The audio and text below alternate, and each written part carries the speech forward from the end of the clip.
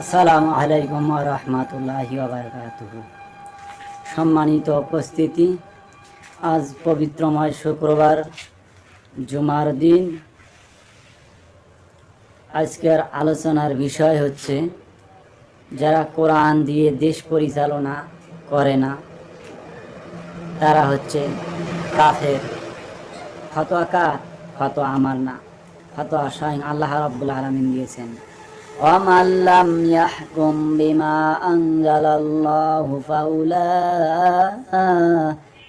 هُمُ الْكَافِرُونَ। যারা কোরআন দিয়ে দেশ পরিচালনা করে না তারা হচ্ছে কাফের। ফতোয়া আল্লাহ দিয়েছেন। আজ বাংলাদেশের দিকে নজর করে দেখুন, আমাদের প্রধানমন্ত্রী শেখ হাসিনা বলেন কোরআন দিয়ে দেশ পরিচালনা করতেছে কিনা। যদি না করে তাহলে আল্লাহর বক্তব্য অনুযায়ী তিনি হচ্ছে কাফের। আর কাফেরের জন্য আল্লাহ রাব্বুল আলামিন জাহান্নাম অবধারিত করে দিয়েছেন। নাউযুবিল্লাহ। আল্লাহ রাব্বুল আলামিন পরের আয়াতে বলেন, ওয়ামান লাম ইয়াহকুম বিমা আনজালাল্লাহু ফাউলাইকা হুমুজ জালিমুন। আল্লাহু আকবার। যারা কোরআন দিয়ে দেশ পরিচালনা করে না তারা হচ্ছে জালেম। আজ বাংলাদেশের দিকে নজর করে দেখুন, মাননীয় প্রধানমন্ত্রী শেখ হাসিনা কি কোরআন দিয়ে দেশ পরিচালনা করতেছে? যদি করে তাহলে সে জালেম হবে না। আর যদি কোরআন দিয়ে, কোরআনের আইন দিয়ে দেশ পরিচালনা না করে তাহলে আল্লাহর বক্তব্য অনুযায়ী তিনি হচ্ছে জালেম। আর জালেম সম্প্রদায়দেরকে আল্লাহ রাব্বুল আলামিন কাল কিয়ামতের ময়দানে অন্ধকারে পরিণত করে কাঠগড়ায় দাঁড় করাবেন।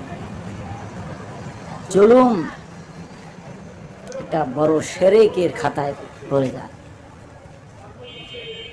এজন্য পরের আয়াতে আল্লাহ রাব্বুল আলামিন বলেন, ওয়ামান লাম ইয়াহকুম বিমা আনজালাল্লাহু ফাউলাইকা হুমুল ফাসিকুন। আল্লাহু আকবার। যারা কোরআন দিয়ে দেশ পরিচালনা করে না তারা হচ্ছে ফাসিক, অর্থাৎ পাপাচার। আজ বাংলাদেশের দিকে নজর করে দেখুন, মাননীয় প্রধানমন্ত্রী শেখ হাসিনা তিনি কোরআন দিয়ে দেশ পরিচালনা করে কিনা। যদি করে তাহলে তিনি ফাসিক, পাপাচার হবেন না। আর যদি কোরআন দিয়ে দেশ পরিচালনা না করে, কোরআনের আইন দিয়ে দেশ পরিচালনা না করে, তাহলে প্রধানমন্ত্রী, মাননীয় প্রধানমন্ত্রী শেখ হাসিনা আল্লাহর বক্তব্য অনুযায়ী তিনি হচ্ছে ফাসিক, তিনি হচ্ছে পাপাচার। আর পাপাচার ব্যক্তিদেরকে আল্লাহ রাব্বুল আলামিন কখনোই ভালোবাসেন না। তাহলে এ থেকে বোঝা গেল যে কোরআন দিয়ে দেশ পরিচালনা করতে হবে। শুধু আল্লাহ এখানেই ক্ষান্ত করেন নাই। আল্লাহ রাব্বুল আলামিন বলেন, আলা লাহুল খালকু ওয়াল আমরু, সৃষ্টি যার, আইন চলবে তার। মানুষের মন গড়া দিয়ে দেশ পরিচালনা করলে এই দেশে শান্তি কায়েম কখনো ফিরে আসবে না।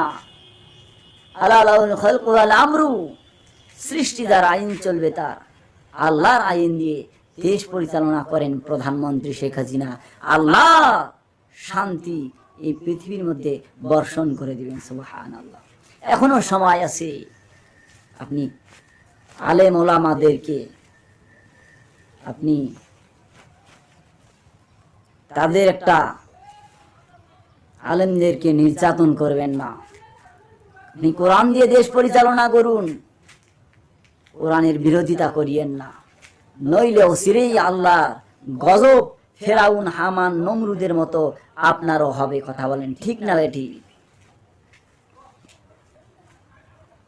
এজন্য যারা সরকার ব্যবস্থা আছেন এদের সম্পর্কে আমার আল্লাহ রাব্বুল আলামিন বলেন, ইয়াসিন,